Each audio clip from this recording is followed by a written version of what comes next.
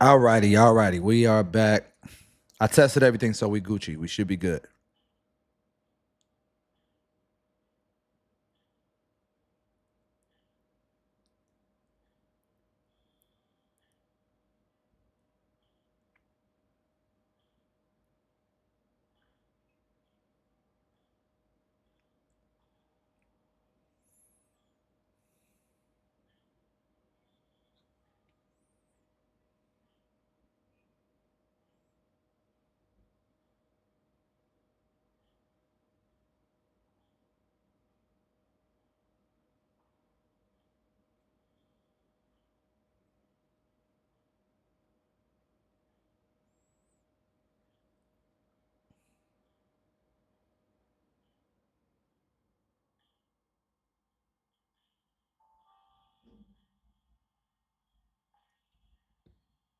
What?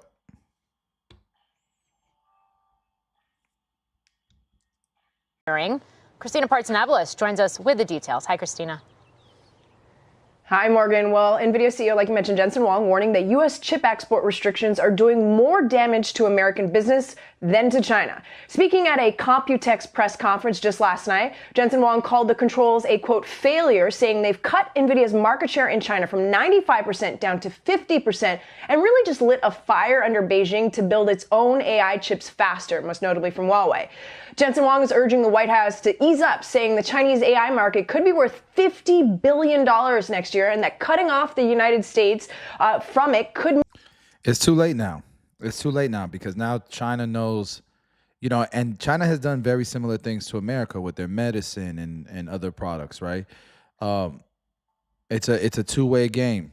And so I think it's too late now. China's pouring a lot of money into Huawei, whatever it's called.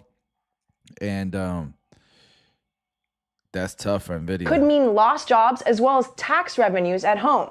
But this isn't just about policy. It's about positioning because Jensen Huang has pulled off the rare feat of maintaining relationships on both sides of a deepening tech Cold War. He's worn suits instead of his trademark leather jacket to meet with world leaders. At one event, he was standing beside President Donald Trump. He thanked the former president for accelerating U.S. manufacturing. Weeks later, President Trump gave him a shout out, or I should just say last week in Saudi Arabia, calling him, quote, lovely. A friend. And yet, just days after new U.S. restrictions hit, Jensen Huang was in Beijing telling senior Chinese officials that NVIDIA would, quote, unswervingly serve the Chinese market. Oh, he was in China doing this. Maybe he's just trying to win China over, and, you know, when tariffs ease up, China, you know, still does business with NVIDIA. Maybe that's what that is. Now, China's actually ratcheting up pressure of its own, threatening legal action against companies that comply with U.S. restrictions and accusing Washington of undermining a fragile trade détente. And this just happened on Monday. Beijing has even, quote, demanded that the Trump administration, quote, correct its mistakes. Caught in the middle, though, is NVIDIA, reshaping chips to stay compliant, but then straddling both political and commercial fault lines. And Jensen Huang's warning is clear. If the U.S. doesn't rethink its approach, it could lose both the Chinese market and possibly its edge in the global AI race, according to the company. Carl? Yeah, pretty fascinating. I love the take out of Melius this morning, KP, where they look at all those sovereign wealth funds. They argue it's another 16 gigawatts of incremental TAM, $500 billion, and the majority of that's going to go to NVIDIA, they say, in the next 5 years. Precisely. So it is an opportunity, and why the Saudi deals, as well as the just everything that's happening in the Middle East, is so important to offset the loss in revenue for H20s. Quick thing, H20 loss is supposed to be about $15 billion. Yeah.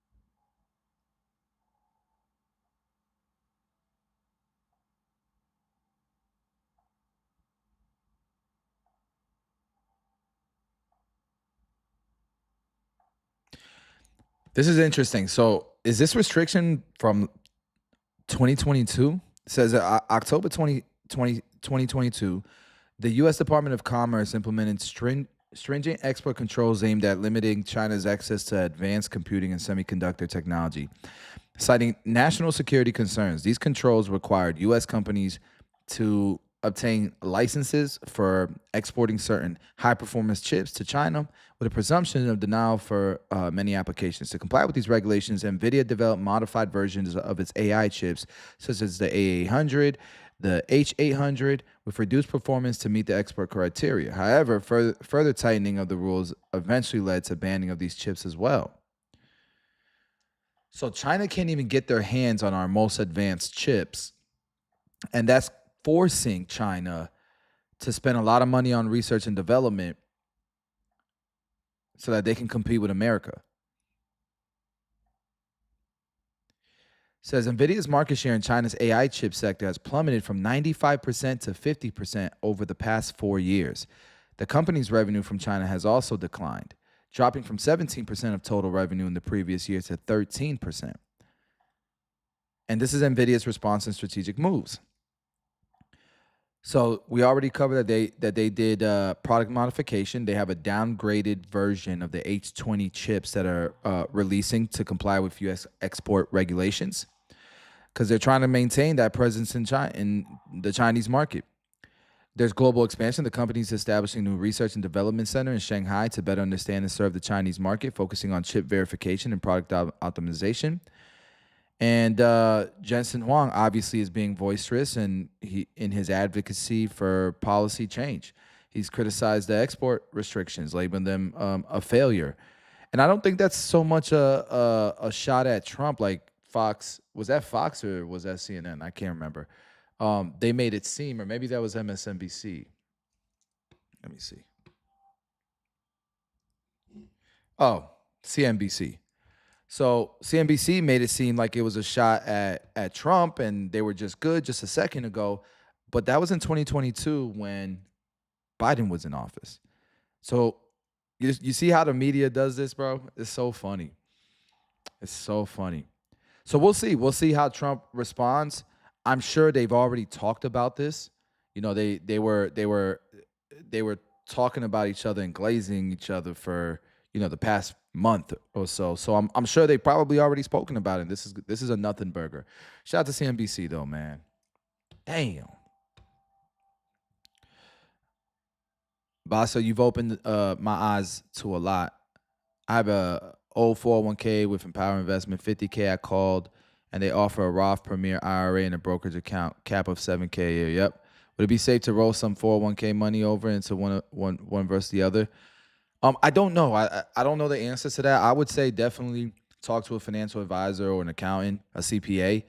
And the reason why is because there's a lot of complexities sometimes. I don't know, you know, what your restrictions are with your 401k, but if I had a 401k, I would want to be able to control the money that's in there, invest the money that's in there tax free, and I would want to do it in a way that I can transfer my money to that account and avoid any penalties and fees or taxes. So there might be a certain way that you have to do that.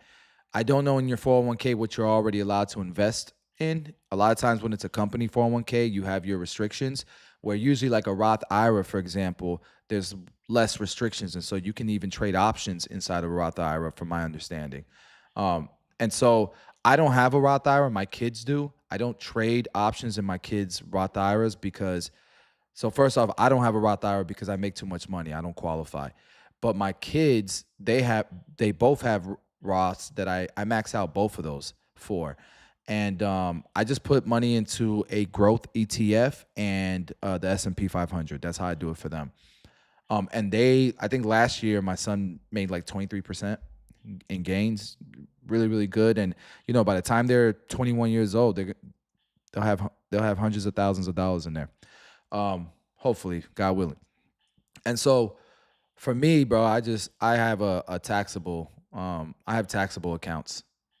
So hopefully that helps, but definitely get with, you know, and you could even call for, like, if you want to call Fidelity, depending on what brokerage you want to use, you can even call them and ask them for advice, because they have a lot of financial advisors, or they want to win, they want to earn your business, right? So good luck to you, bro.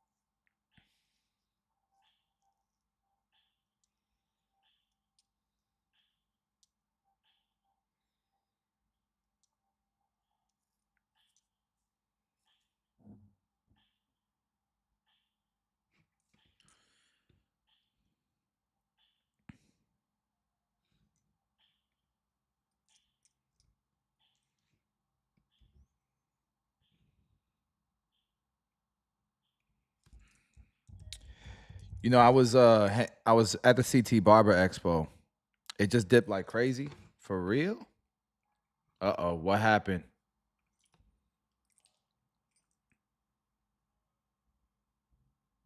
Damn. What the hell happened?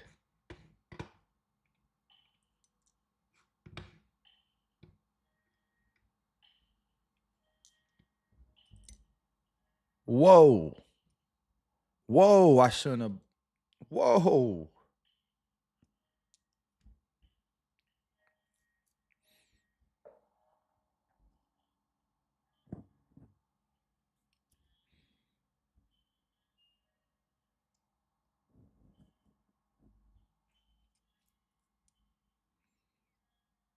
Damn. And just like that, I'm down $1,000 in my account. What the hell just happened? Holy smokes. Yo, just like that, everything's red, guys.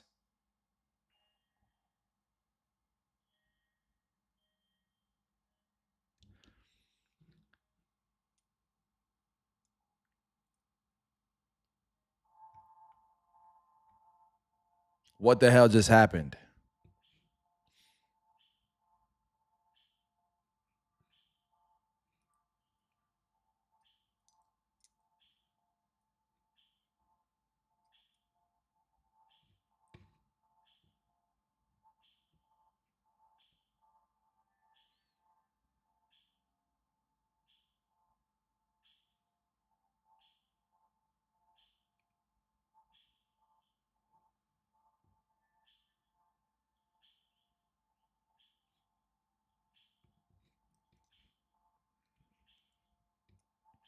I'll tell y'all right now. Hold on.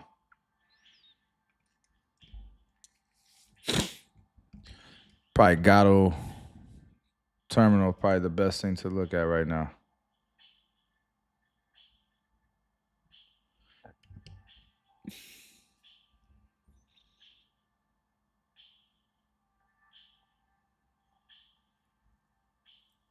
Everything came crashing down.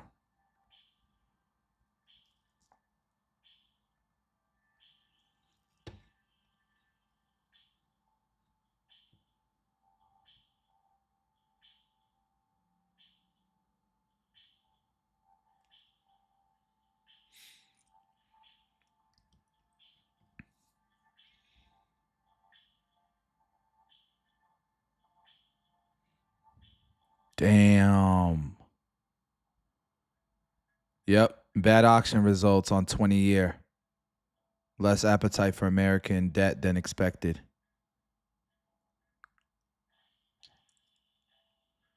The news is going crazy.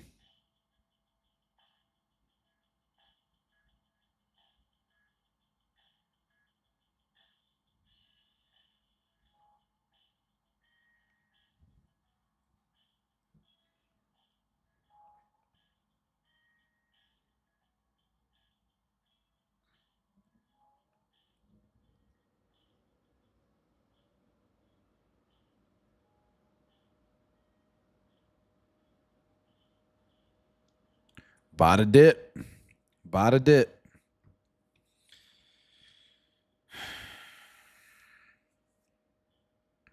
Damn.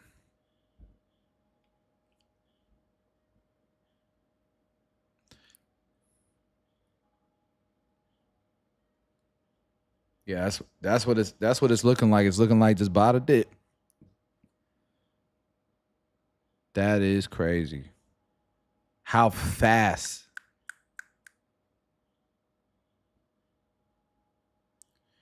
Yields are up crazy.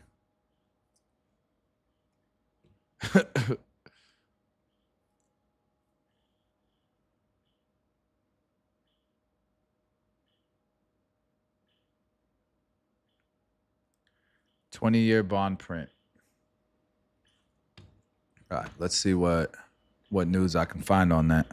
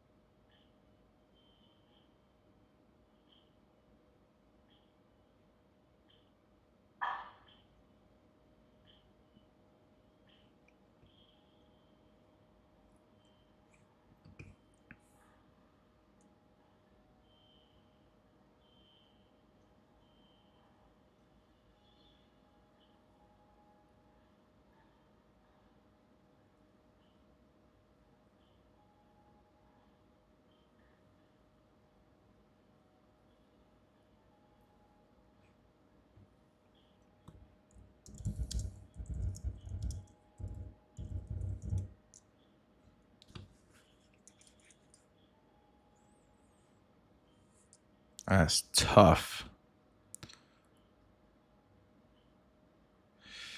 Damn. All right. So apparently, the U.S. Treasury's 20-year bond auction on May 21st encountered notably weak demand, leading to higher yields and signaling investor apprehension about the nation's fiscal trajectory. So they offered $16 billion. The yield was the most it's been in a year. 5% is crazy for Treasury bonds. Bid to cover ratio accepted at high yield. Total public bids tendered.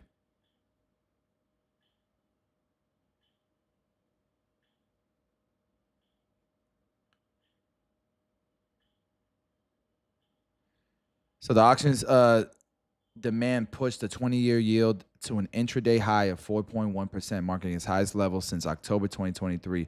The spike reflects investor concerns over fiscal policy.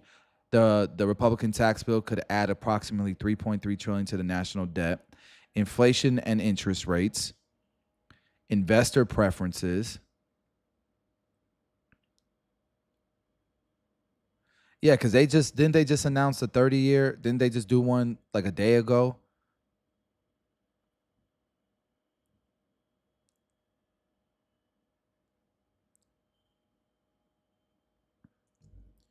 This will go up. This will go up. I'm not too worried about it. Let's look at how has this affected the stock market?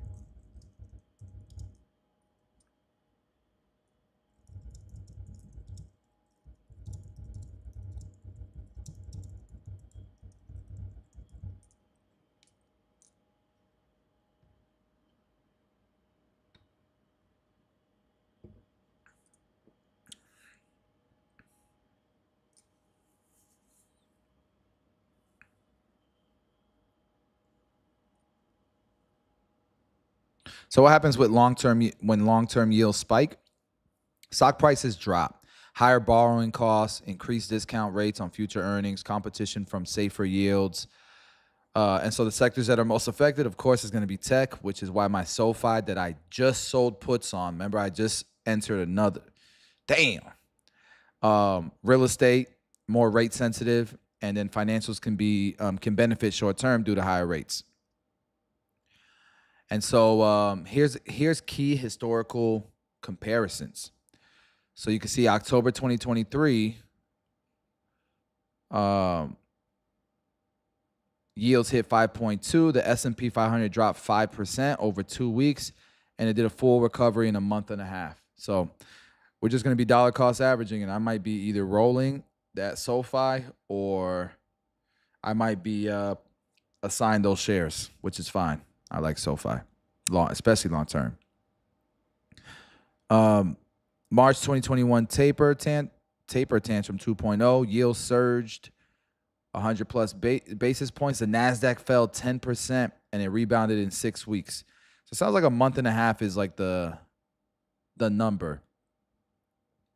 2018 Fed hawkish shift. S&P fell 15%.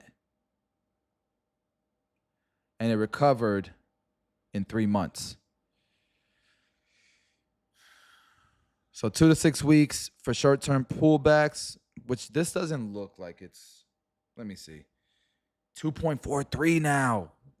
Getting rocked.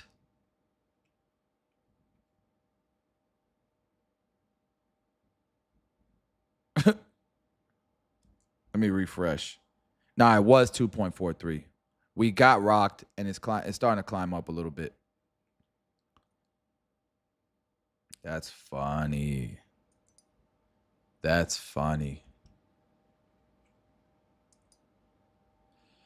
Yeah, this one doesn't look like it's, we'll see at the end of the day how this looks, but I think people have some conviction, man.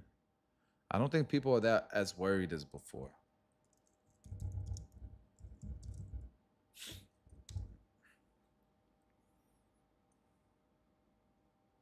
Yeah, I think we're Gucci.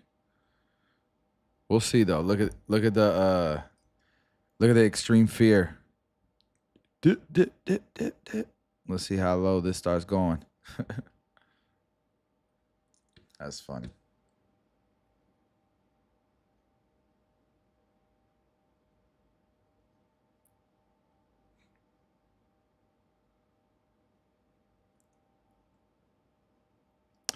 Yo, so I was at CT Barber Expo, and I was hanging out with Vic, bro. He came and surprised us like he always does, last minute stuff.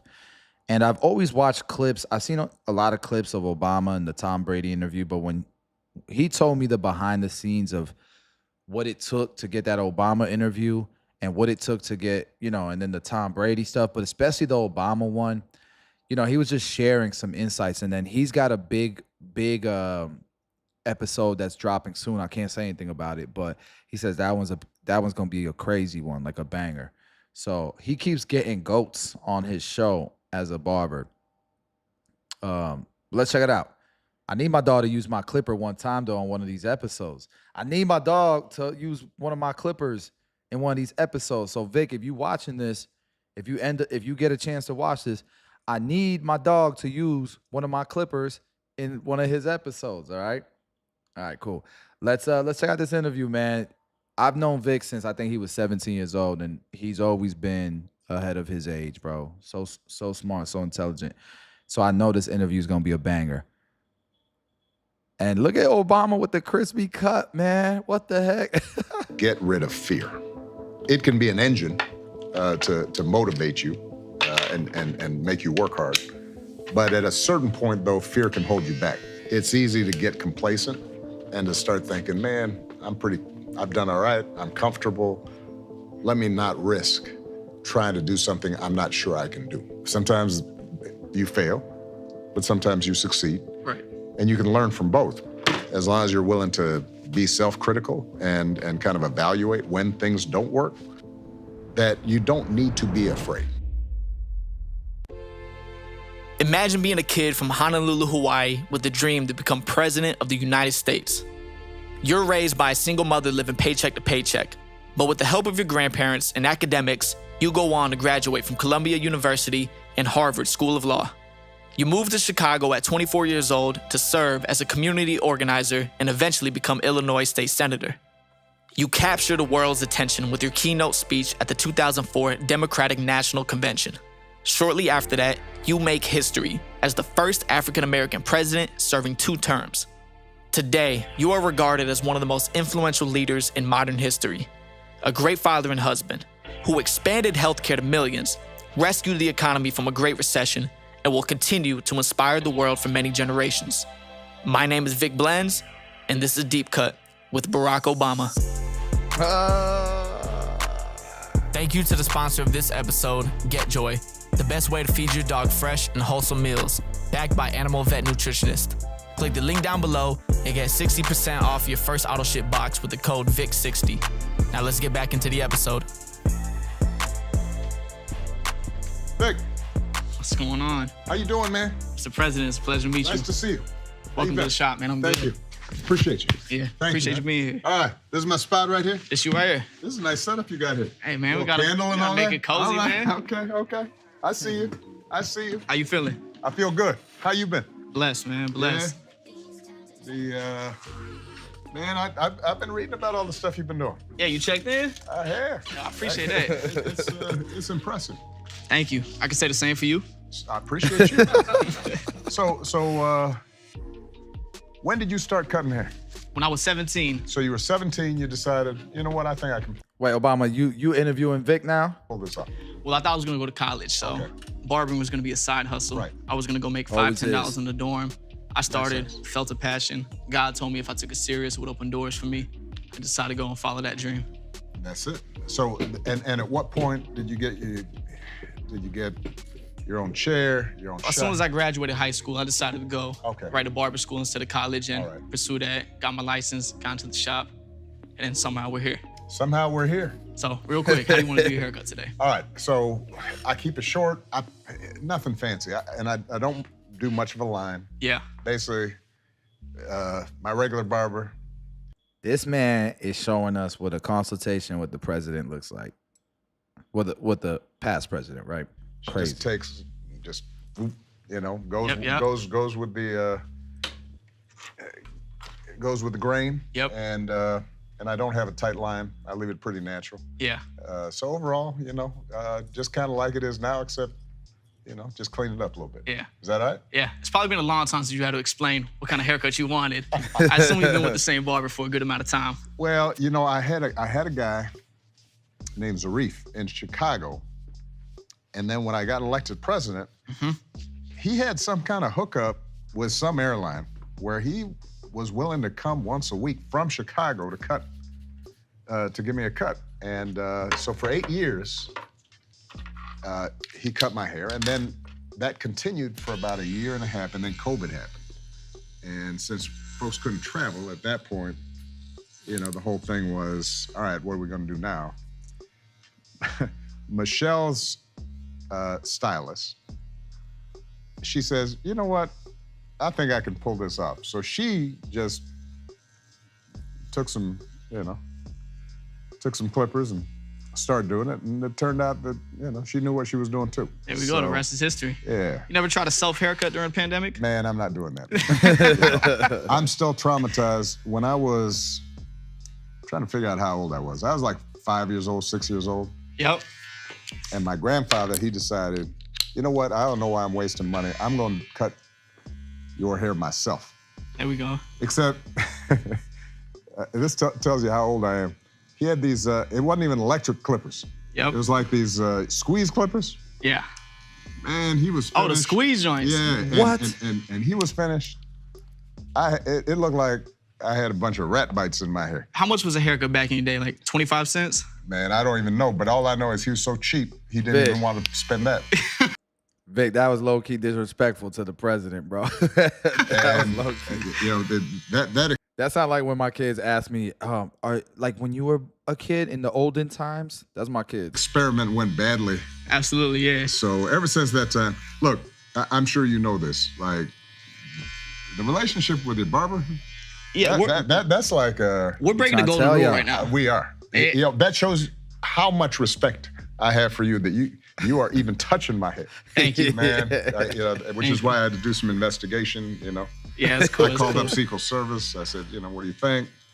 You know, we did some deep research, and we decided, you know what? I had to cut. He's not gonna mess it up too much.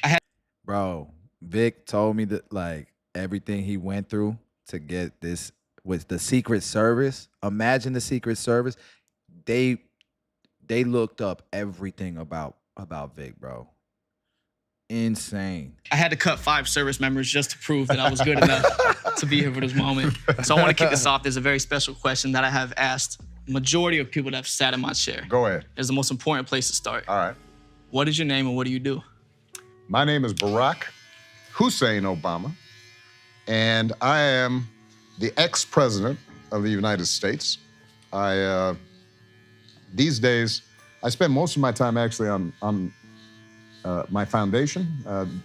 Michelle and I set up the Obama Foundation, and its goal is to lift up, promote, train, mentor the next generation of leaders, right? Because our attitude is that, you know, the most important thing we can do is to empower young people, give them a sense of how they can bring about change, you know, how they can have an impact, how they can, you know, deal with issues like poverty or healthcare or education. And so we train young people all across the United States, but also on every continent, Africa, Latin America, Asia, Europe. And that's how I'm spending most of my time. And you know, I still spend a bunch of time writing, and right now I'm helping out the Vice President, Kamala Harris, to become the next president of the United States. It's good, man. It's a very important time. So I wish one of the biggest mistakes that they made was not doing more podcasts like these. And it's interesting, you know, that Obama was so willing to do it with Vic Blends, you know, after doing his background checks, all that stuff. I wonder why, you know, there's got to be a bigger reason why Kamala didn't do more podcast episodes, I feel like. I wonder if Vic reached out to Kamala to see if she would come on. So I want to ask, because for most people, if you were to be a basketball player, Right.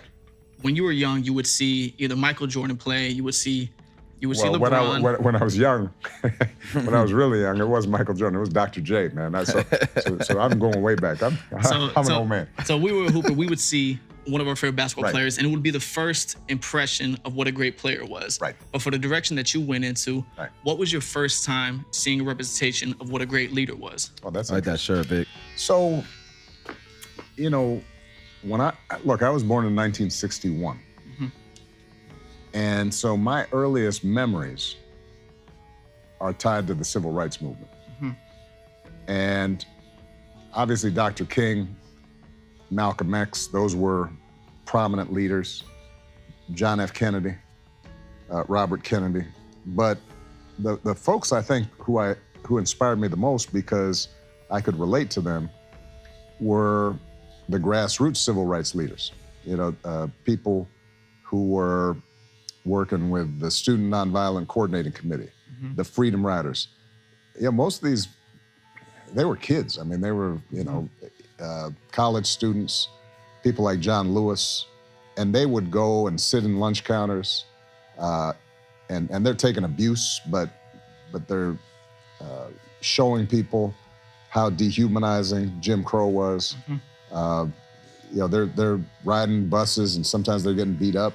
It's still crazy how there was even a Jim Crow era in America, and it wasn't that long ago, man. Still crazy. In some cases, some died. They're knocking on doors in communities, trying to register people to vote. And I remember watching that, and I said to myself, you know what?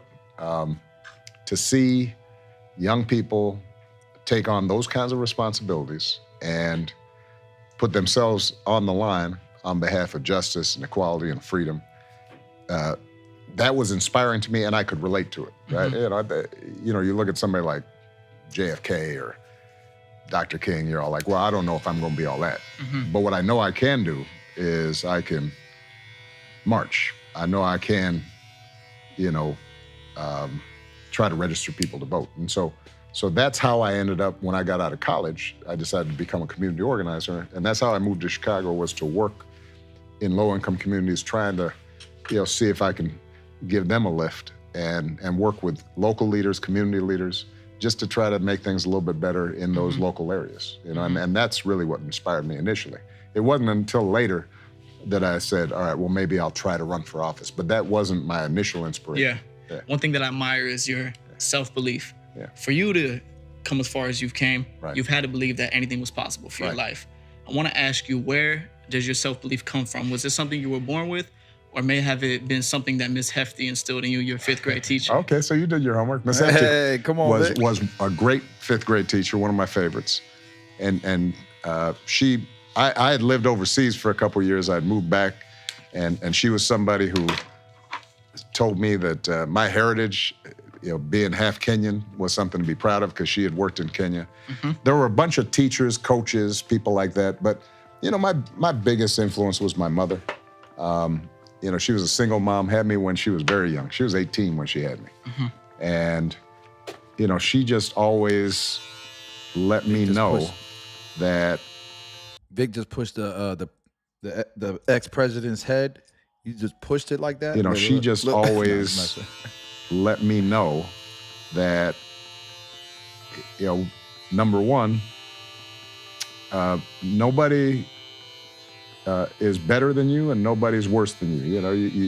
You treat everybody with respect. And she also told me that,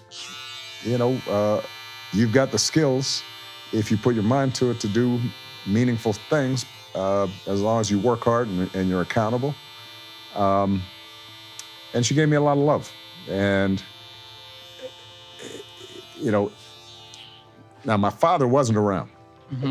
And so, I'm not unusual in that sense. I didn't really know my father. I met him once when I was 10, and I really was with him for about a month, and that was it. Damn. I didn't know that. And so for a young Black teenager who didn't know Imagine his just a dad month. very well, I won't lie to you, when I was a teenager, I was, getting into some stuff. Spent a bunch of time loved basketball, liked chasing girls, got high. Didn't apply myself that hard in school, but that foundation that my mother had laid, that sense of responsibility, she taught me to love books, and she gave me confidence that if I did apply myself, I could get things done. So that by the time I'm 19, 20, Mother, bro. you know, I think some of the anger about my father not being around, some of my insecurities about what it mean to be a responsible person, what does it mean to be a black man in America? A lot of those issues I began to get more serious about, and took more ownership over my life. And then then you just learn from experience, right? What gives you confidence is you try things. Sometimes you fail, but sometimes you succeed. Right. And you can learn from both, right? When you succeed, you go, okay, I got that done because I was focused, I put in the work. When you fail, you realize I'll survive it. Yeah. It's not like ideal, I can bounce back, and that gives you confidence. And so I think my mother's values set me on the right direction. But then what happens is that you just start testing out those values in the world, and you see, what kind of impact you can have. And That's right. you get a little more impact. You decide, all right, well, let me try, and you just kind of go from there. Yeah, I love that you said that things don't always go our way. They definitely There's going to be don't. a point where we have to face adversity. That's exactly right. For you, I'm wondering, what was your biggest loss, and what did you learn from that? Well, look, I mean, I've made so many mistakes. When I was a community organizer, I thought I was going to set the world on fire, and I did some really, useful things in the community on the south side of Chicago where I was working. But the truth is that for all the work I did there, I didn't end poverty in those communities. We might get a job training center started, but there was still a lot of unemployment. We might get a after-school program for kids set up, but there were still a lot of schools where kids weren't doing well. And in politics, at first I ran for the state senate, which is kind of the state legislature. But my first race where I ran for a congressional office, man, I got whooped. I ran against this guy, Bobby Rush. And he was really well known, and nobody really knew me. I was kind of an up-and-comer. People were all like, wait your turn. I was like, I'm gonna try this out. And I got beat by, 25 points or something. I mean, it was a spanking. Yeah. But that's an example of me realizing, all right, I didn't do my homework. I didn't think through. It wasn't the right race to run.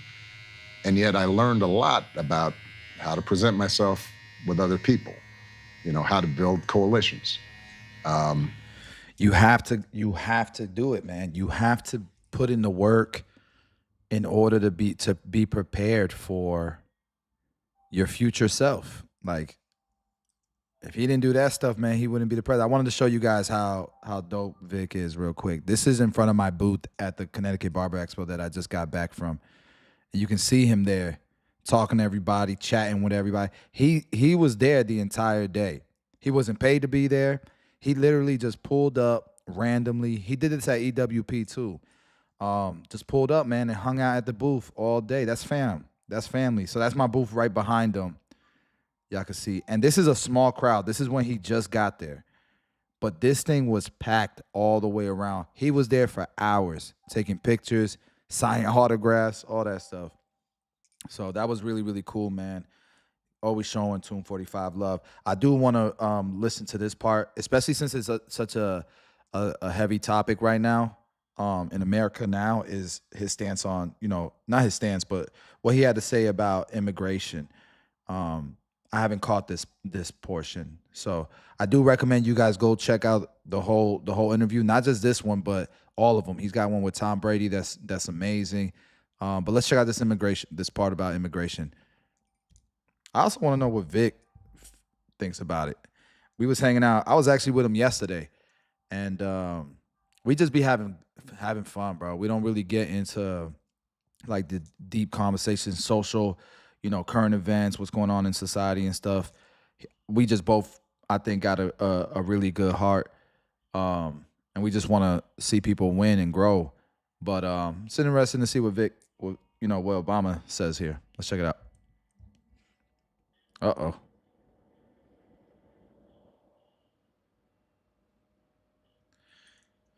Well, it looks like my internet's not very good looking. What the hell? What the helly?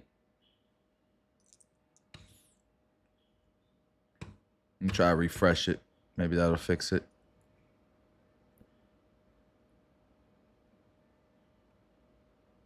There it goes. We're dehumanizing immigrants. I have an immigrant mom, Right. and if it wasn't for the sacrifices that she made, Right. or the other amazing immigrants that are helpful in our communities, Right. how do we, and especially as a man of faith that hurts, how do we heal this divide? Look, the way I always think about it is this is a nation of immigrants and it is a nation of loss. I mean, the truth is, unless you are a Native American, an indigenous American, somebody somewhere behind you came from someplace else. And so we take pride in the fact that this is the only country on earth where everybody's coming from every corner of the world. They want to be here, be part of that American dream. That's a positive thing. What we also want is it should be orderly and lawful. Yeah. We want people to, Now, keep in mind, Obama deported a lot of people. And I'm not saying that he was wrong for doing it. I wasn't even like into politics like that back then. But I do agree it has to be orderly. You can't just be letting anyone in because countries will send evil people over to our country because they don't rock with us and they don't want them there and they don't want to use their resources there. So it has to be orderly. apply. We want them to come in. And not everybody's going to do that because some folks are desperate. If they're living in Honduras or El Salvador Venezuela. or other places, that they may, or for that matter, Ireland or Poland, they may want to just get here for a better life, even if they don't go through the exact right process. And what we have to do is to set up a serious system at the border to control it so people aren't just coming in any which way. But we also have to acknowledge, look, there are 10, 11 million people who have put roots down here. However they came, they're now functioning as Americans. Many of them have American kids. What's the pathway to citizenship for them? And how do we... I 100 this is one thing that I would say, man, like it's too binary.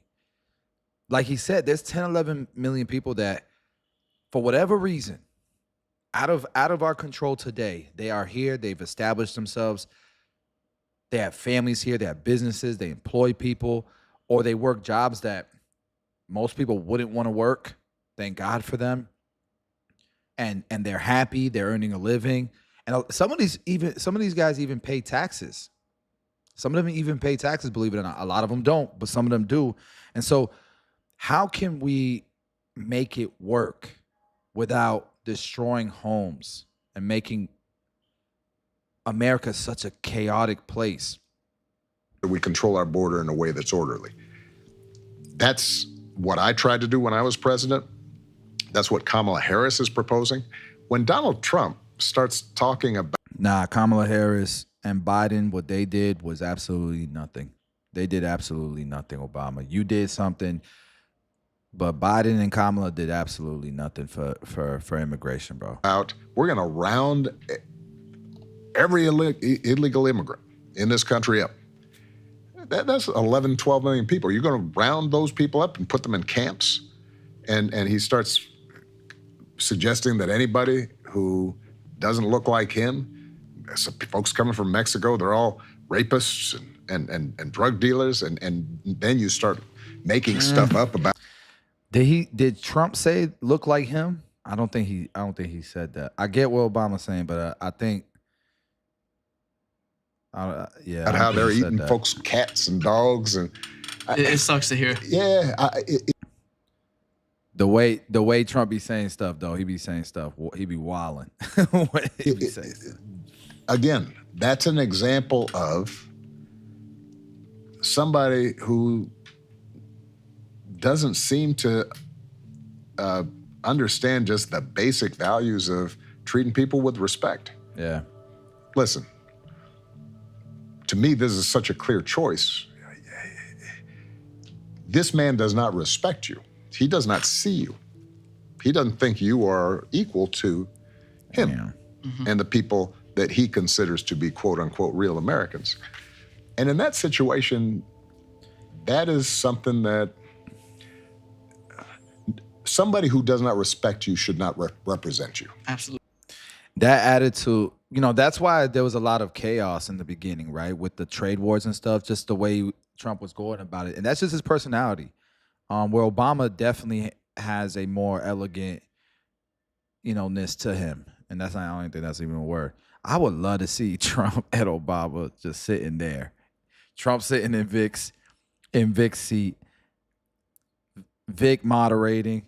Imagine. Absolutely. And I think on an issue like immigration, look, Kamala Harris, it's not as if she doesn't take it seriously. She supported, there was actually a bill in Congress that was supported by Republicans and Democrats to tighten the borders, make the borders more secure, but also manage this in a more humane way. And even though there was bipartisan support, Donald Trump told Republicans to vote against it, not because he necessarily thought that it wasn't going to help, but because he thought, well, if you start solving the problem, I won't have an issue to run against. And you don't want somebody representing you that not only disrespects you, but also is willing to play politics with issues that, Sir. Yeah, I'm gonna leave it there, man. I think it goes both ways. I just respect Obama. I think he's an incredible inspiration. You could say what you want about him, but there's a lot to love about him too. So well spoken, and he makes Americans believe. He makes Americans believe. He was great for America. I voted for him twice. I didn't love everything. But I'm also not mad at Trump right now. I think Trump's doing a pretty decent job. Some things that he could be doing better. I don't love everything about his immigration policies, obviously, but man, nonetheless, bro, seeing Vic do all these amazing things, man. When I met him, he spoke all this into existence, bro. And he's not even close to being finished. Bro, he's 25, 26 years old. It's a wrap, bro. How'd y'all feel about that?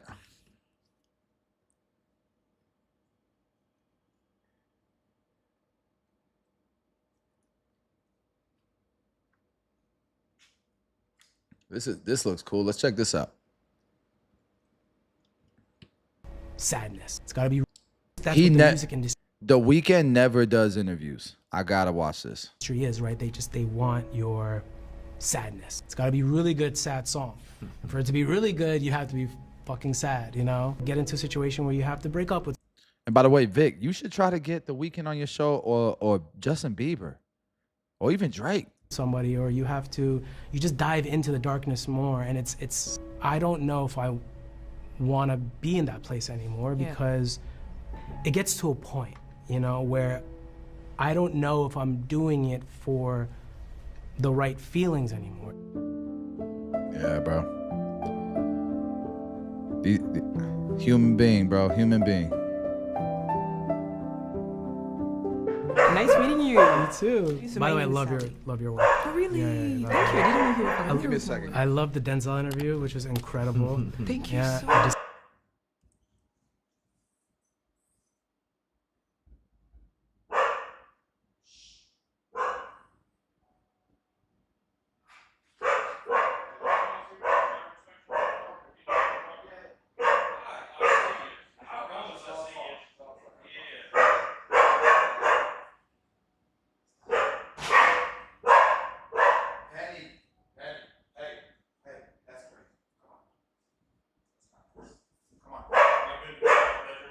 Yeah.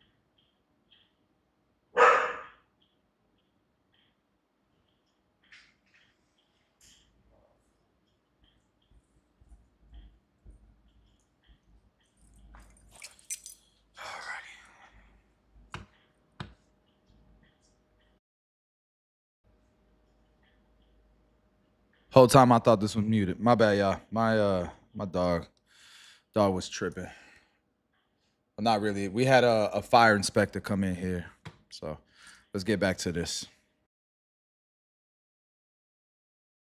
Is right. They want your sadness. It's got to be really good sad song. And for it to be really good, you have to be fucking sad, you know? Get into a situation where you have to break up with somebody, or you just dive into the darkness more, and it's I don't know if I want to be in that place anymore, because it gets to a point, you know, where I don't know if I'm doing it for the right feelings anymore.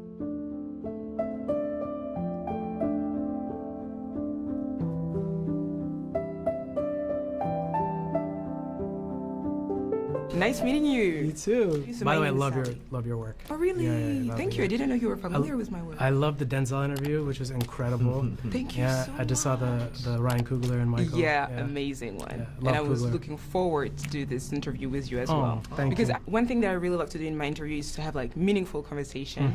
And I was really looking forward to have a conversation with you guys on mental health, feeling lonely, feeling overwhelmed, which are the topics that are addressed in this movie, Hurry Up Tomorrow. It's a huge emotional crisis. By you, the weekend. It was very, I would say, heartbreaking, but so important as well to see the backstage of celebrity, because we always think that it's just glitter and fun. And so my very first question to you, how are you? Like, how are you? Thank you. How are you really? Oh, thank you so much. Sincerely, how are you? I'm good. I mean, the whole process was definitely very cathartic.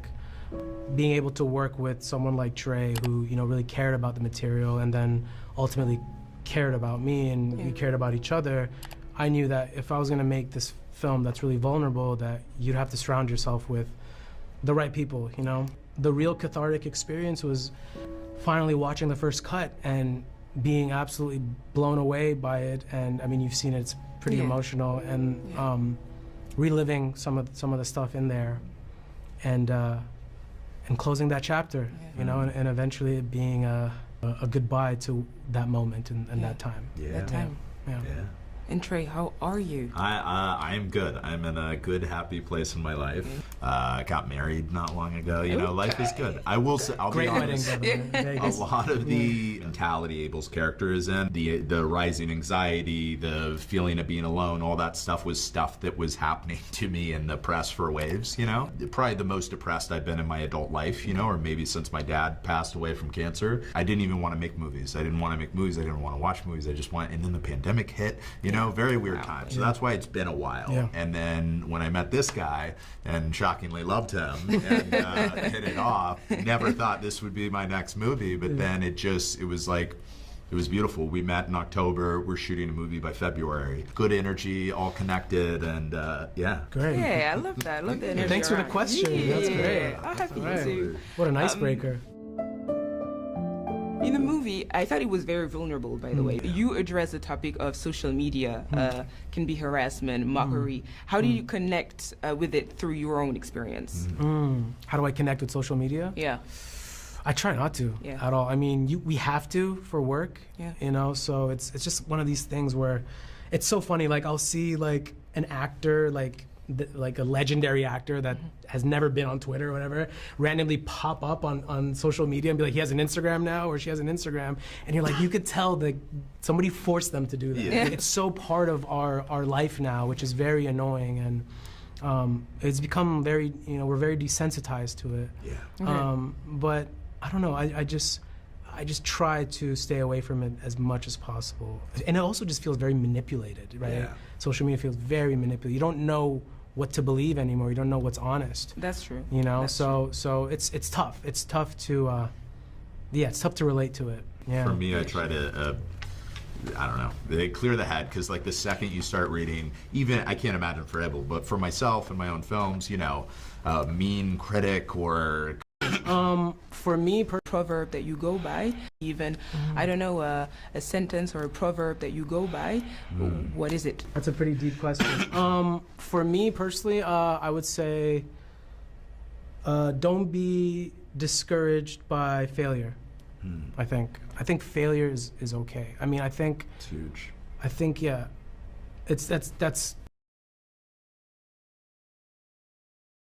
use it as school. I think failure for me is with the people you love and you love. All of that was really interesting in the concert for the. Another topic that I loved to see being addressed is, because in your music as well, and in the movie, you address the theme of toxic relationships, loving each other, but then hurting each other, breaking each other, abandonment.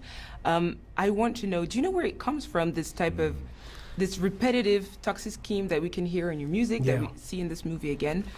Do you know where it stemmed from? Yeah, I mean, look, I think we're all kind of attracted to sad music. There's something about sad music that connects with us, that pulls at our heart.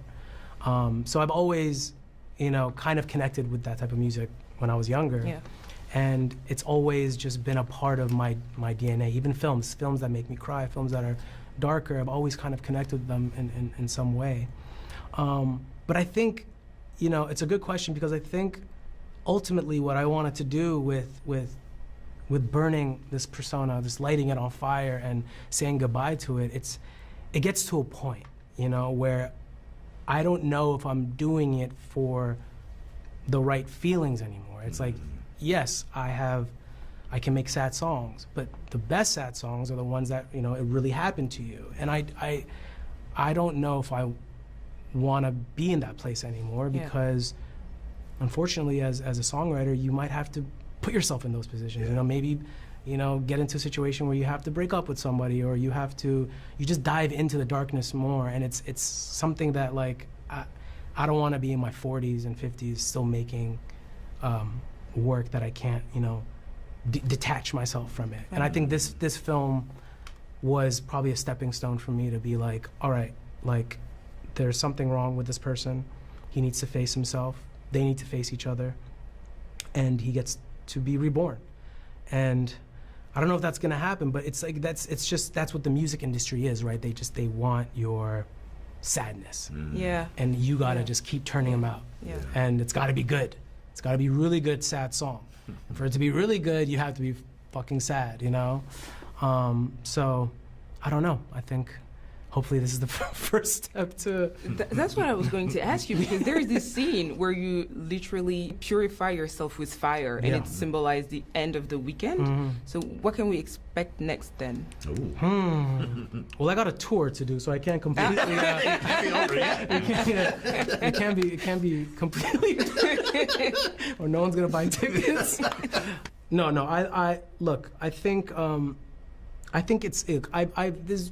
it's not the first time I've been reborn. It's not the first time I've kind of shed the skin. I remember when I had my crazy hair, like that Basquiat hair. And one day I was like, to my team, I want to cut my hair off. Yeah. It's uncomfortable. And they're like, no, don't do that. That's who you are. I was like, well, cut it the next day. Yeah. You know, because I don't want to be handcuffed to a persona, right? So it's like that with this. You know, it's like, I want to just, it's like my version of cutting the hair off. I want to just burn whatever is lingering that obviously was triggered by that night where I lost my voice. You know, something obviously deeper happening where Absolutely. telling my body to just slow down. And it could just be a hiatus. It could just be me being like, just stop overthinking, you know, stop working. You did it. You did it. I mean, you see it in the movie. He has everything. Yeah. He has a stadium full of fans. He has, you know, people that you have it all, you know? So be grateful for what you have, and what's that in gluttony? Mm-hmm. Yeah, don't be gluttonous. Yeah. You know, he went through what seems like the worst thing you've gone through professionally, like losing your voice in front of 80,000 people. It's like losing your superpower in front of, it's the fact that he wanted to explore this super vulnerable thing, and he wasn't scared of it. He wanted to like explore it and dive in. That was like incredibly exciting to me. And I think that like the foundation of why this whole movie turned into what it was, and the fact that it wasn't even literally his vocal cords, but stemming from a psychological thing that I could just connect to, and I wanted to explore. And it was really exciting to me. Yeah. And it was the first time, I mean, I had performed on stage with a high fever, death in the family, a breakup, you know, I've dealt with things, and I've always been able to go out there and rely on, like you said, like the superpower that I have.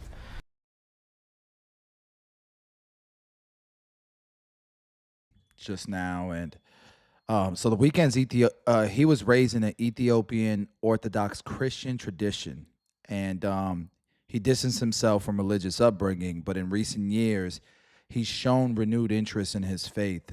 Some of his songs, some public statements, and so I don't know. It doesn't sound 100% like he's Christian, but it does sound like he gets a lot of inspiration from maybe his Christian upbringing. You know, recreation and shedding his old self, those type of things. But, you know, that's also the artistic thing, the artistic perspective of his, right?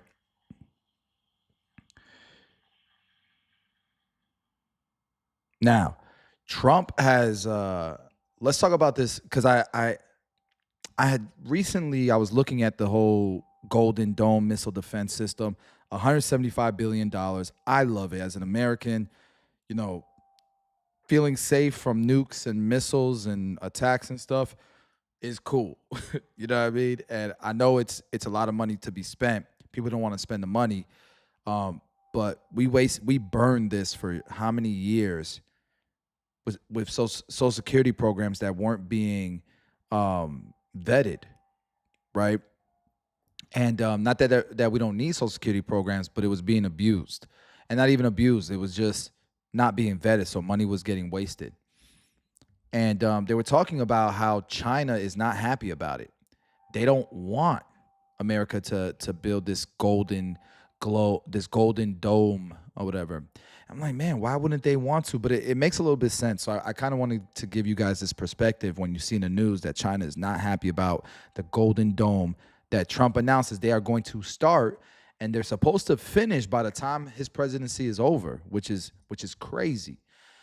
So China has expressed strong opposition to the United States' proposed Golden Dome missile defense system, citing concerns over its potential to destabilize global security and escalate an arms race in space.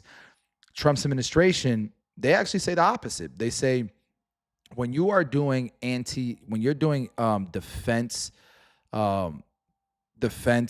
doing stuff for defense and anti-war and anti-offensive military strategies, right? And you're implementing these things, it actually keeps war from happening because there's a threat of the offensive attack failing. So it's almost like the same concept of if you're gonna try to attack people, random people, the last place you're gonna go to is a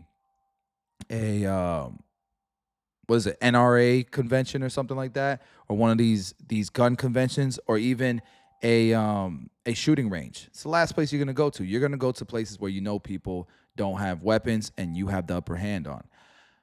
And so those are the two opposing views there, but there's also these concerns. So China believes that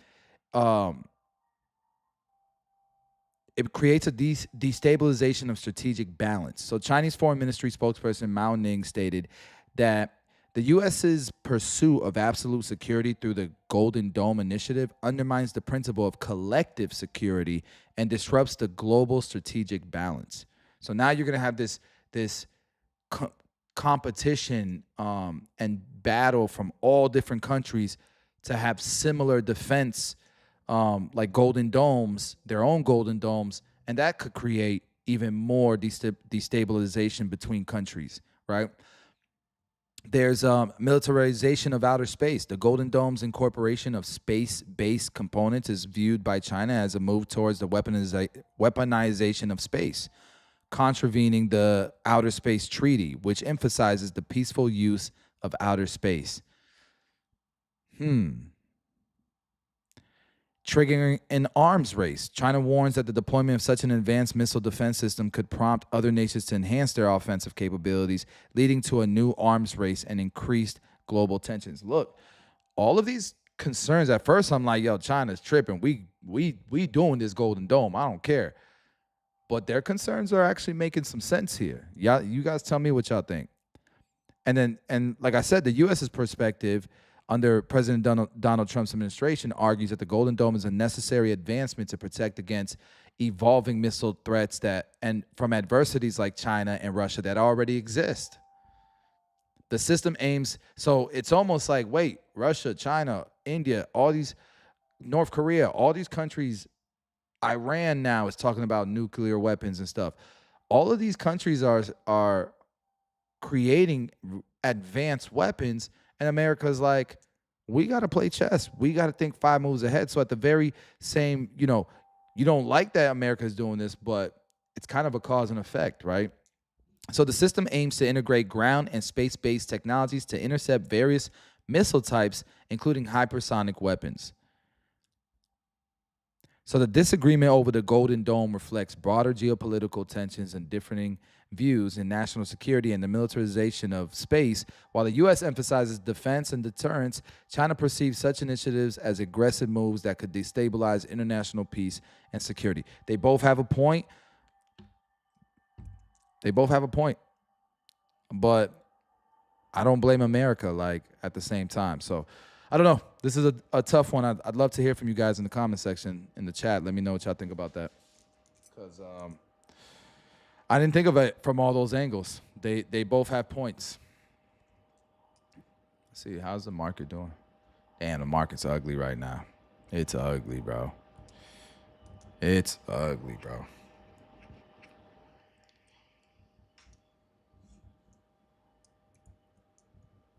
All right, with that being said, hold on, girl. Please, Penny, please.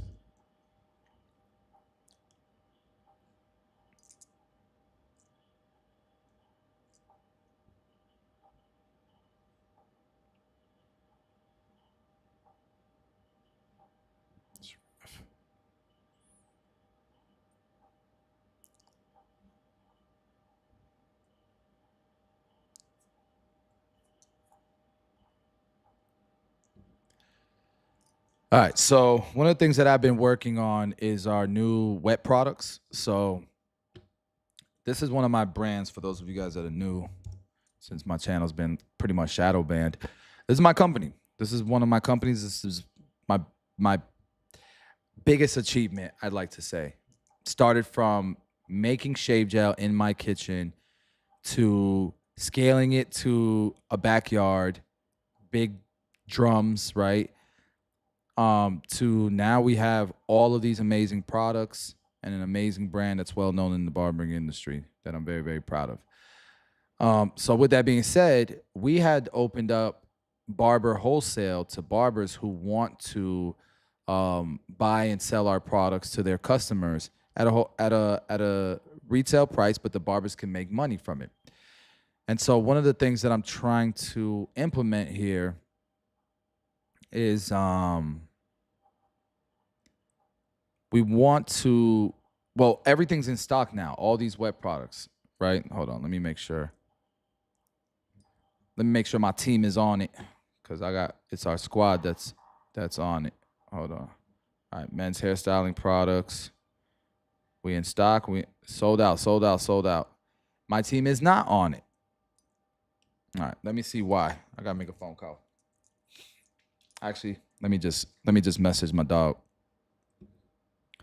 All those should be in stock.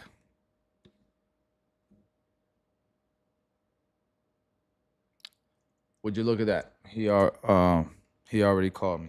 He needs me to call him back. So give me a second to call him back.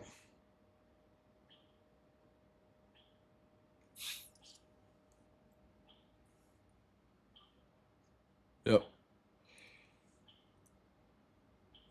Yep. Can you hear me? Can you hear me? I can hear you a little bit. Yep.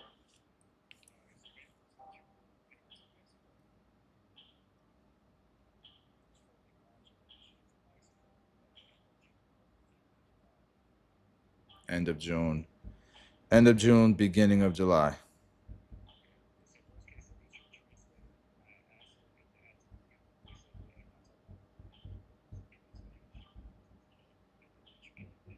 Yeah. All right. I'll let you, end of June, beginning of July trip. So Mexico, end of June, beginning of July. Yeah. Just give me a time and I'll make it work. All right. So that's one. I was actually going to call you though, because none of our web products are in stock on the website. All right. Thank you. All right. Later. All right. I guess I'm going to Mexico for business. And I'm going to try to talk to everybody in Spanish. But I think that's going to be my first time in Mexico for a barber convention. So voy a tratar lo mejor que puedo, hablar en español con ustedes y dar todo mi amor a la industria de barberos. Pero ya tú sabes que mi español no es muy good looking, so todavía voy a necesitar un translator, porque yo te entiendo, pero a veces yo pienso en cosas que quiero decir y no me sale. So voy a necesitar ayuda. Damn! Not bad, not bad. Not bad. All right, so anyways, they're working on getting these in stock. Once they're in stock, I can come in here and fix our wholesale account. That way people can order all this stuff and then we'll start promoting it.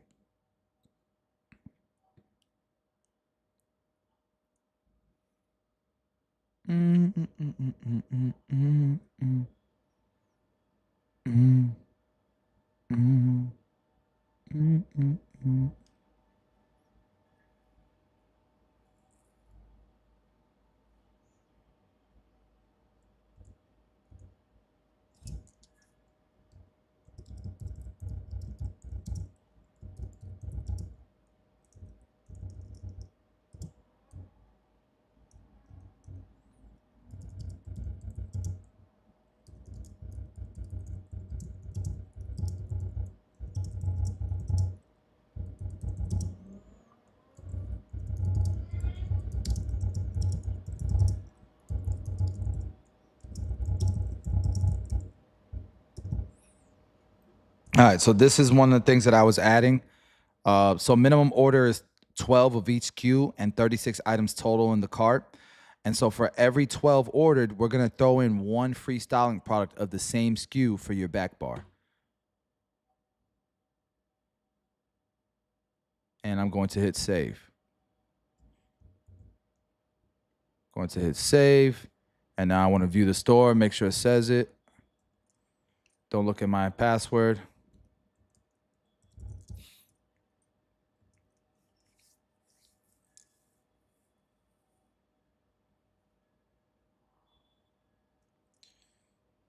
So you would set up an account and you'd be able to see all of our pricing once you have an account here.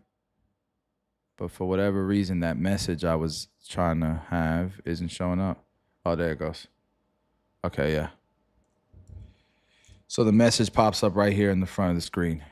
I feel like that needs to be bigger though. Let me see if I can make that bigger.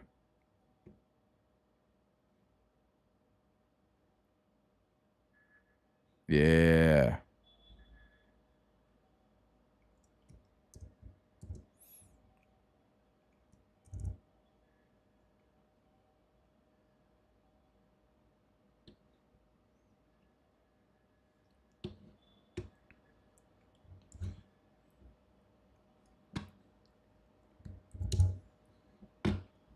All right, cool.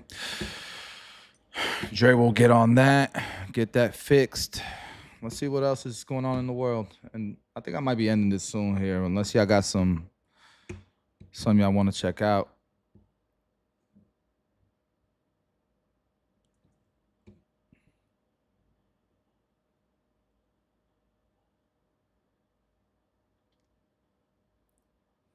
Oh, snap. What's going on here? Rapper Tory Lanez, convicted of shooting performer Megan Thee Stallion after a party at the Hollywood Hills home of Kylie Jenner. Here's the story. They're at the party. After the party, they get into an argument. Lanez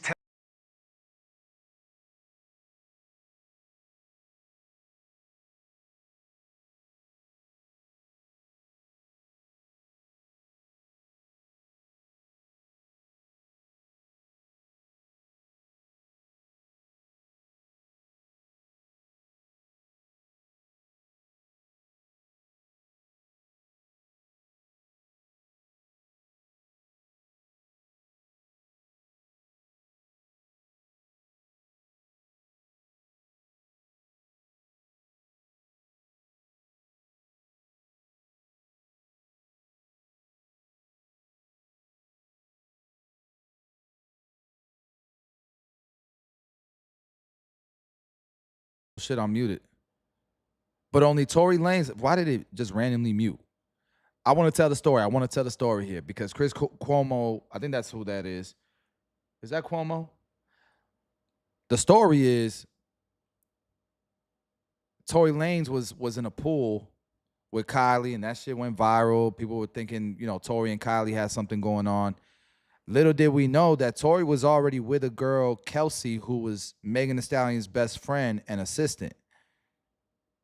But what Kelsey didn't know is that Megan Thee Stallion, while Kelsey was out of town, was also smashing Tory Lanez. Tory was out here getting it in with all these celebrity females. Now, Megan Thee Stallion knew about Kelsey and Tory's relationship, but she was still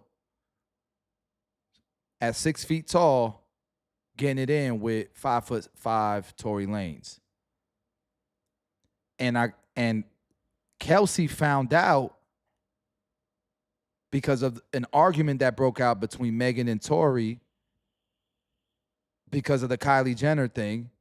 And then Kelsey found out Megan Thee Stallion was smashing Tory. She's like, what the hell's going on? She crashes out with Megan Thee Stallion, and that becomes a huge fight between all of them.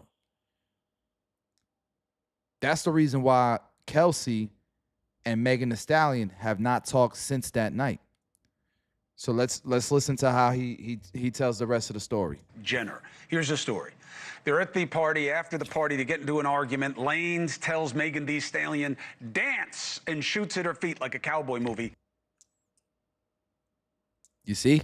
So now that sounds like Tory's guilty, except the person with probable cause here is Kelsey. Tory's smashing all these girls. Now, they all drunk. Who knows what happened that night? But what I know is there's no evidence that Tory did it. The same evidence they got on Tory is the same evidence they got on Kelsey. Except Kelsey got probable cause, and I'm not saying she did it either. But what I'm saying is for a DA to go out of their way to ask for enhancements on somebody that they have no evidence on, and that man gets 10 years in prison, gets stabbed 14 times, almost dead in prison, and he's got people coming out feeling terrible about it, feeling like they have to tell the truth. And then on top of that, Kelsey said that Tory said that, right? Dance, right? As he was shooting at her while she was drunk, being investigated by police. And then when she takes the stand, mind you, she has immunity. When she takes the stand, she says, that night I was drunk and I really do not remember what happened. I do not remember if Tory did it. But they still used her confession in the police interrogation room. They still use that as evidence against Tory Lanez. It just doesn't seem fair, in my opinion. But I digress. Let me let them tell the story. Movie hits her. Proof: testimony of Megan Thee Stallion, her friend Kelsey Harris, and DNA evidence on the weapon that convinced jurors to convict. There was no DNA evidence. See, you about to get sued. There was no DNA evidence. That's the whole point. Don't believe me? Let's look it up.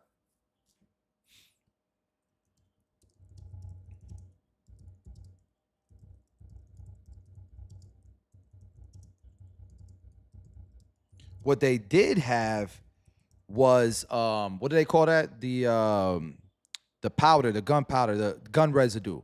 They did have gun residue on Tory Lanez, but they also had gun residue on Kelsey. And so if you don't believe me, look at this.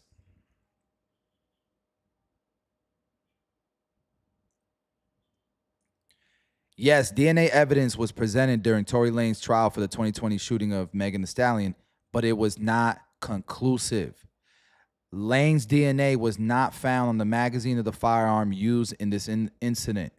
The DNA results were inconclusive regarding the gun's grip, meaning could not be definitively determined whether Lanez's DNA was present or not.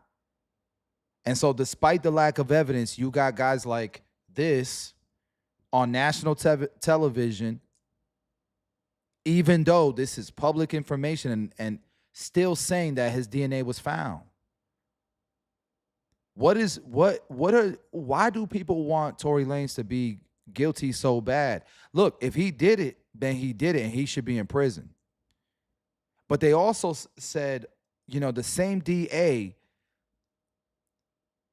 in California, all kinds of crazy, horrendous murders has happened in Cali, and we know that.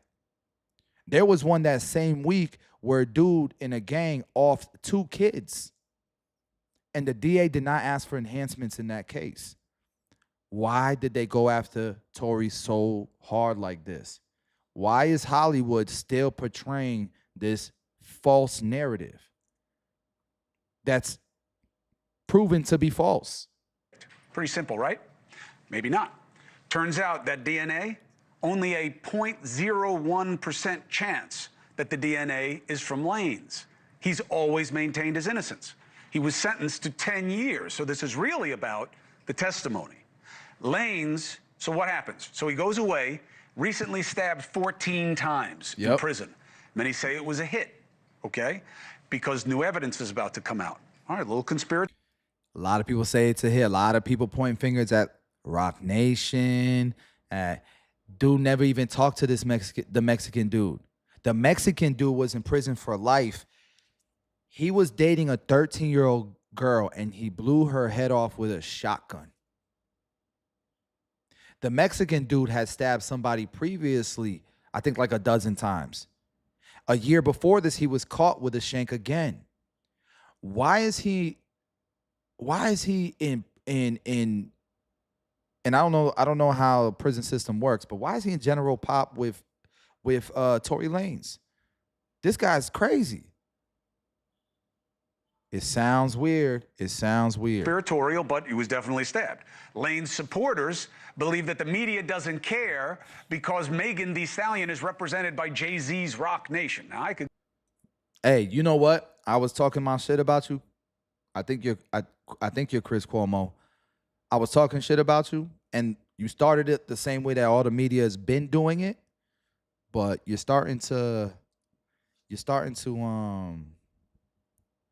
earn your word back. I could give a damn about Jay-Z or his company.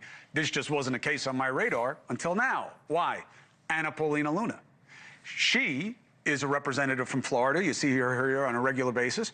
She says she's got new evidence, says it wasn't him. And she joins us now.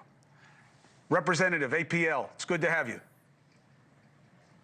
Thanks, Chris. Happy to be back on. And thanks for taking a look at this case.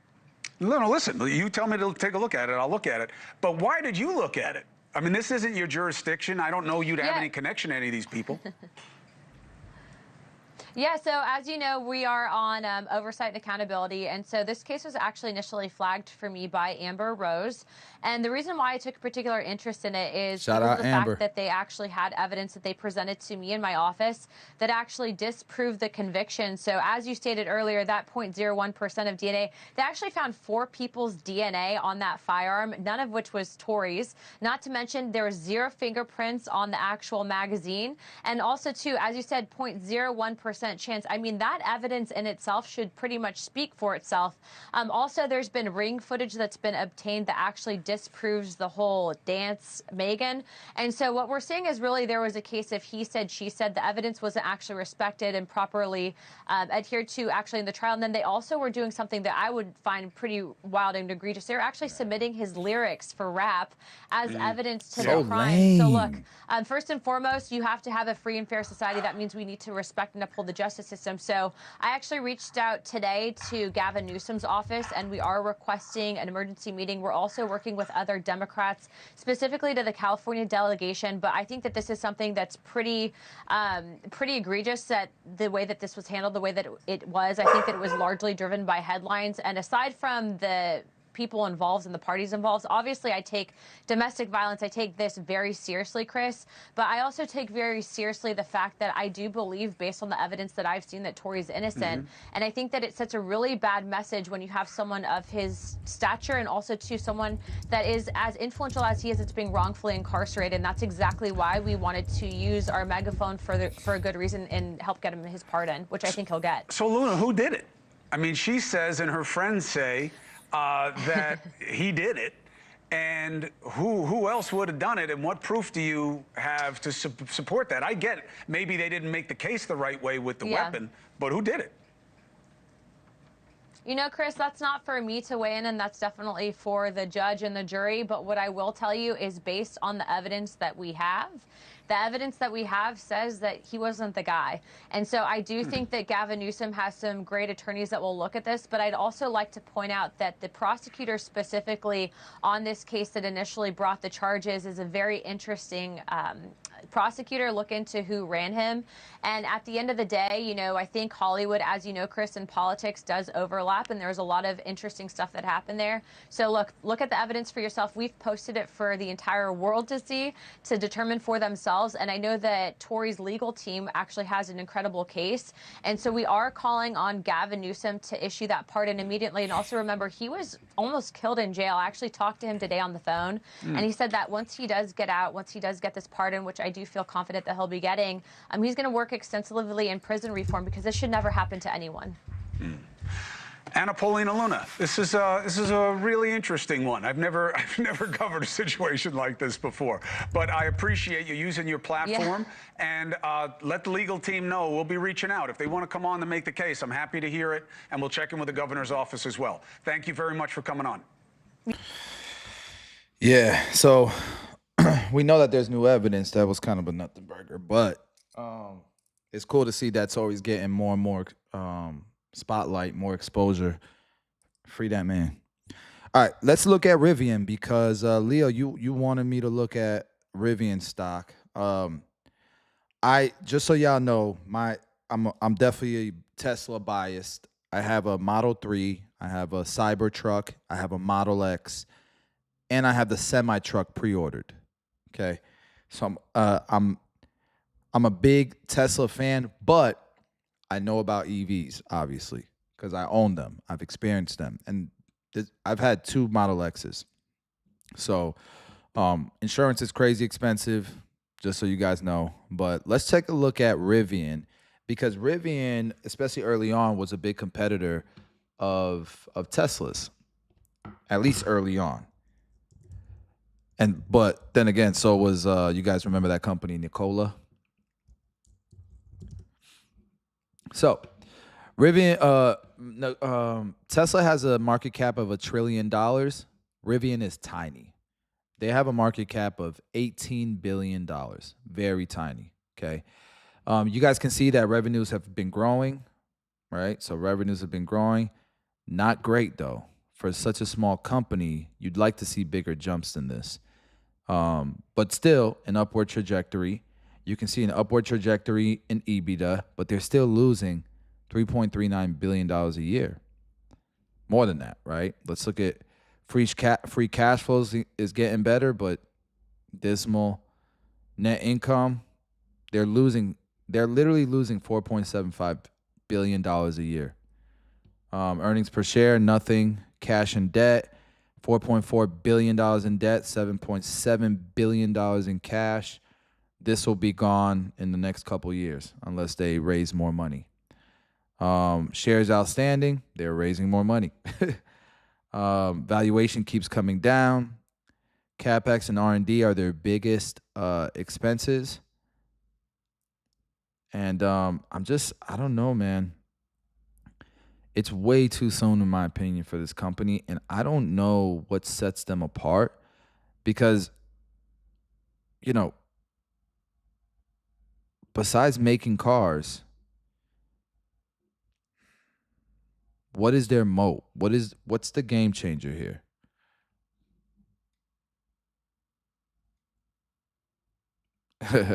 Definitely will. No, I'm definitely gonna show it off if we ever get it. Crazy because it was a $20,000 deposit minimum that you had to put, and it's been years. Just 20 grand. I could have put that 20 grand into my portfolio, made 100 grand from it by now. Shit. So it cost me more than 20 grand. That's for sure in deposits. So let's take a look at Rivian. I want to see what the CEO's been saying as of late. You know, let's do a little bit of a. Right now, the financials just looks like a startup. You know, the only thing that I can see only couple things that I can see that are good about the financials. It has a lot of potential, but that doesn't mean it's going to be able to meet it. It's got a lot of. It's only worth $18 billion. It's a very small business, not a very small business, but it's a small company. And I say it's a small company, but it's really probably like a mid cap, maybe? Probably like a mid cap. I think a large cap is 60 billion or bigger. But let's see what makes it special.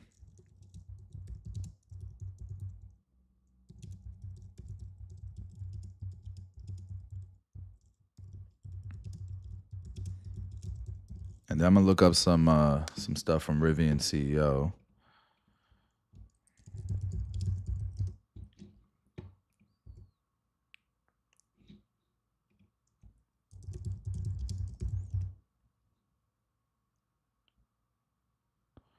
Yeah, and this ain't good.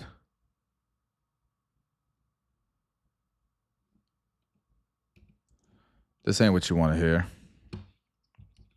So you beat the expectations, a smaller than expected loss for the quarter. But let's be honest, your guidance is nothing to write home about. You're going to be spending more in terms of CapEx, and you're cutting your delivery guidance. It was 46 to 51,000 vehicles. Now you're saying it's going to be 40 to 46,000 vehicles. What's changed in just a month since you gave your last guidance? Well, thanks, Phil. As you said, Q1 for us was important. It was our second consecutive quarter of having a positive gross margin, $260 million of positive gross margin, which is great. But as you said, there's a lot of uncertainty, and both in terms of our cost structure on CapEx, that's equipment we're buying. With the trade and tariff situation, we are reflecting more CapEx spend for the same content. And we're also looking at the overall consumer sentiment just more broadly in conjunction with what's happening around trade. I want to talk about consumer sentiment. Are you telling me that basically people are saying, overall, I'm pulling back in terms of vehicle purchases or with electric vehicles? Because you know the narrative that was out there in the first quarter, as there was the backlash against Tesla, there were people saying, well, they're going to go over to Rivian. Mm-hmm. Has that not happened? Yeah. Well, look, we have today on the consumer side, we have really just our flagship product, the R1S and the R1T. They are doing really well. The consumers love the product. It's the best-selling premium electric vehicle, over $70,000 in the entire United States, and it's the best-selling premium SUV, over $70,000, electric or non-electric, in California. So, Is Tesla not considered premium? I will say this. They have their customer satisfactory ratings are really high. The product is doing well. The challenge is as consumers start to be more price sensitive, it's only our flagship product. And so we really need our R2 product in the market. Starts at $45,000. It's incredible. I can't wait for it to be out. But as we see more price sensitivity on the buyer side, having that lower price product is going to be really important for us.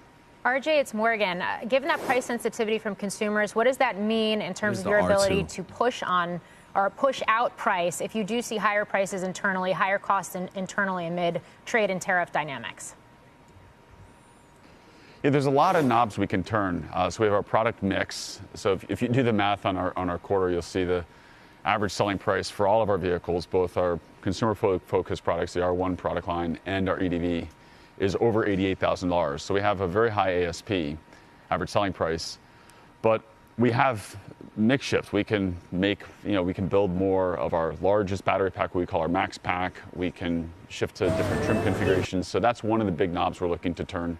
Of course, there's also vehicle financing offerings that are in place, and what we do in terms of leasing and in terms of overall vehicle financing. And those are the two big variables we have to play with. And what we're doing as a company, as leadership team, is we're very focused on profitability.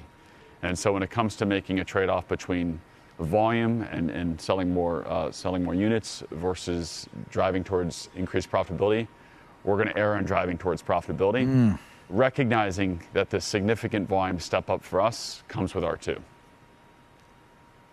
And RJ, speaking of R2, you've had 2 consecutive quarters with gross profitability, significant because that was one of the gating benchmarks, if you will, that you had to cross in order to free up another $1 billion in financing from Volkswagen. Do you have the liquidity in place right now to get to the...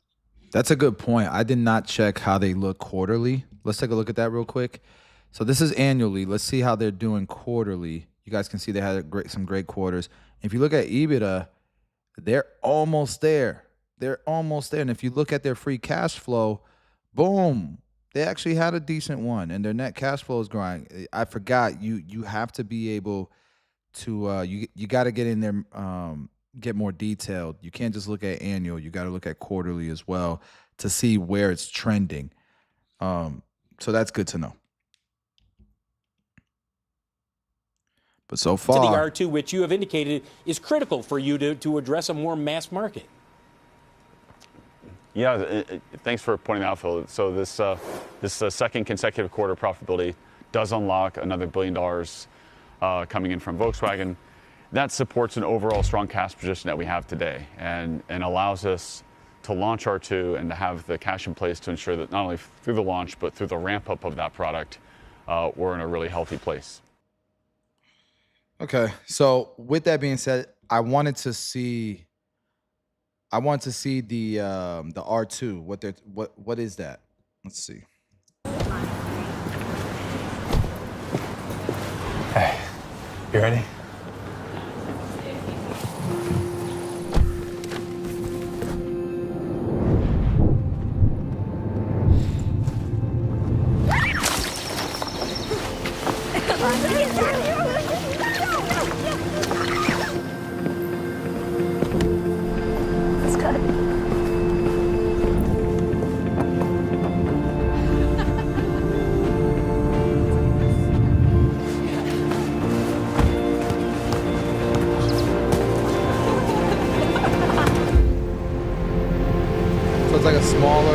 Like a smaller SUV. If you reserve, but this caught my attention too, because this is titled "Your Rivian R2 isn't the vehicle you reserved, and here's why." Is that a good thing, a bad thing? An R2, I've got news for you. You didn't actually reserve the vehicle that you're going to get. Since the reveal, Rivian's already made some major changes, from how it's being built to the features it'll actually ship with, and honestly, it's exciting and frustrating at the same time. Let's break down everything that we know and what it means. Now remember, this is exactly what happened with the Cybertruck. Means if you have a spot in line. And finally within reach for a much bigger audience. $45,000 starting price, up to 300 miles of range, and that signature Rivian design. Now sure, that's a big price drop from the R1S's price tag, but here's the thing, the R2 doesn't feel like a watered down version, not in the way that the Tesla Model 3 feels like a compromise compared to the Model S.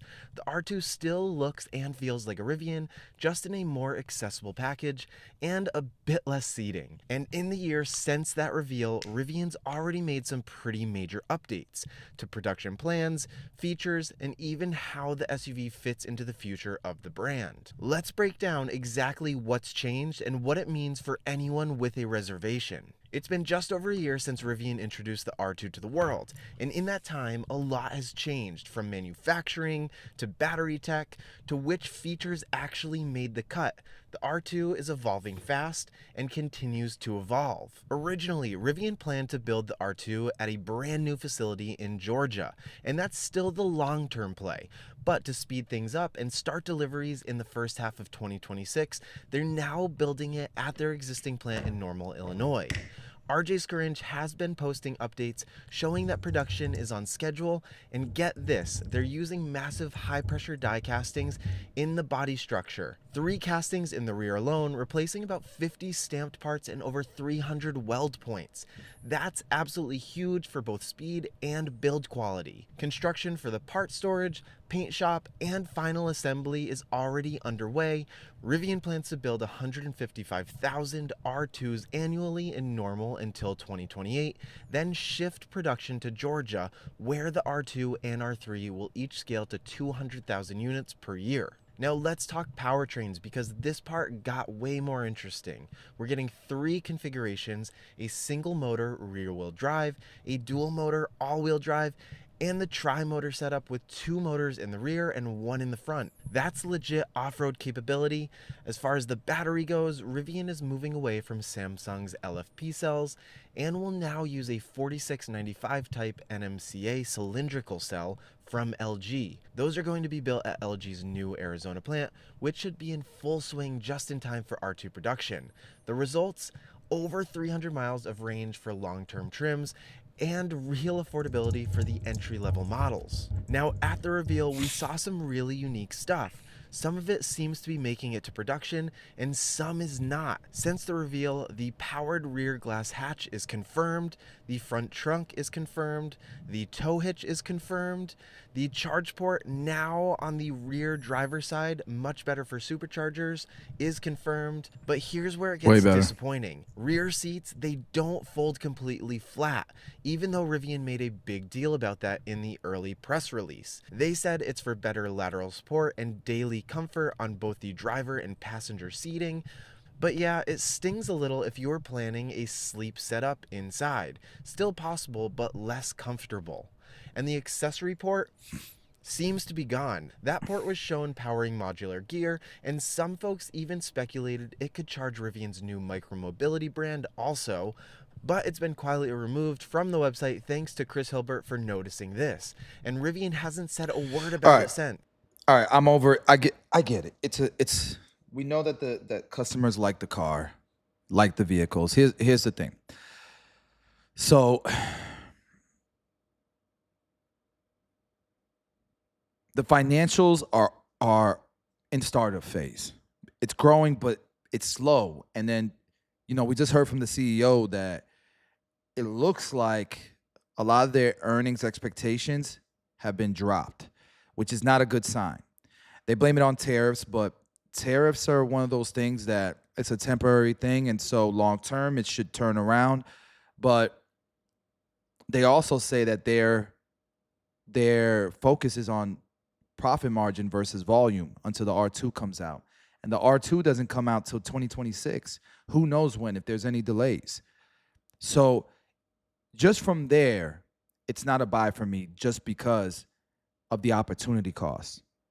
I could be making money from this time to 2026. Maybe next year we revisit, we can look at it, but at least we're learning about the company. So let's continue to learn about it. And so aside from the trucks and the R2 that they're going to be releasing soon, they make a lot of money from their Amazon partnership. Amazon owns 17% of Rivian. It's ordered 100,000 delivery vans, and they call that the last mile delivery market. So, electric vehicles are going to save companies a lot on their bottom line with fuel, with maintenance. Not in long distance delivery. That's reserved for semi trucks, but for the last mile, it matters. So this provides a stable long-term revenue stream and valuable real-world logistics data to Rivian, but it's not enough, obviously, to cover their expenses during their growth phase. And they're running out of money pretty quick, it looks like. Now, in-house tech and software stack, Rivian designs its own electric drive units, battery packs, and vehicle software internally. It says design, it doesn't say manufacture. It runs on a Linux-based OS with over-the-air updates similar to Tesla, which is very nice, very convenient. This vertical integration helps improve performance, user experience, and future flexibility. Cool. It leads into eco-conscious, outdoorsy lifestyle brand. You can tell from the design of the vehicles. It's very, very Land Rover camping-esque, right? Which is different from what Tesla does, but it's they could probably they're probably going to coexist, even though they do compete. Their factory capacity and expansion plans. So its plant in Illinois can produce up to 150,000 vehicles annually, with plans to expand it. And it has a second factory that it's in development in Georgia that's costing them $5 billion, which could scale production to over 400,000 units a year. Whether they can sell that many, we'll find out. Especially with what's going on right now, right? Now, Trump is helping with tax incentives, obviously, and also he's trying to push a tax write-off on interest you pay on your vehicle, which is the first time I think that's ever been done. Rivian is one of the few EV makers with a publicly stated net zero goal by 2040. Oh my God. Cool, but that's not great for investors, I don't think.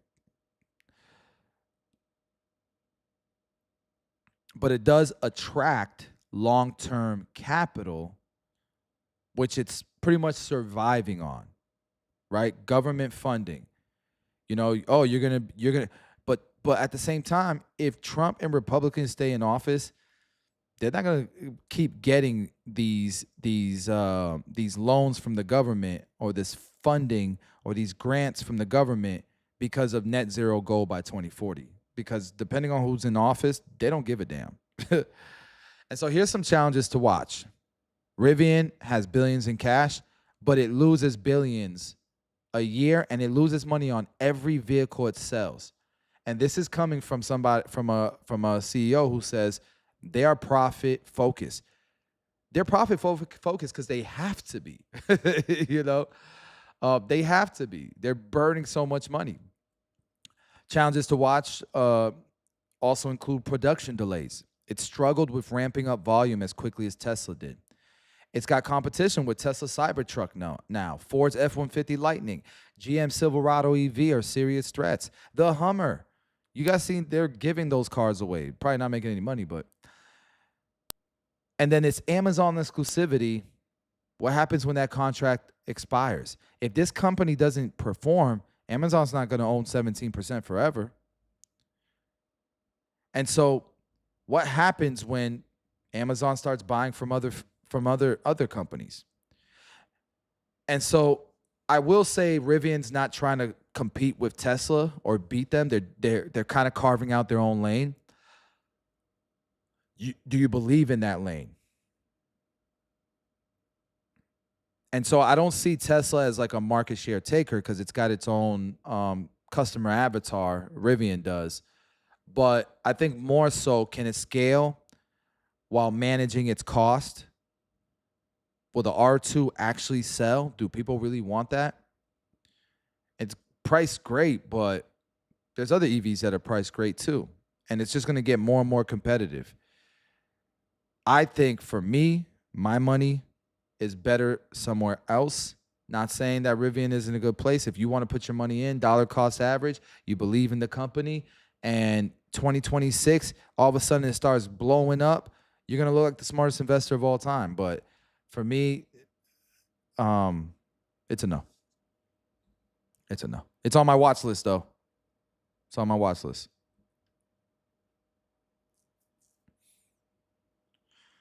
It's on my watch list. All right, guys.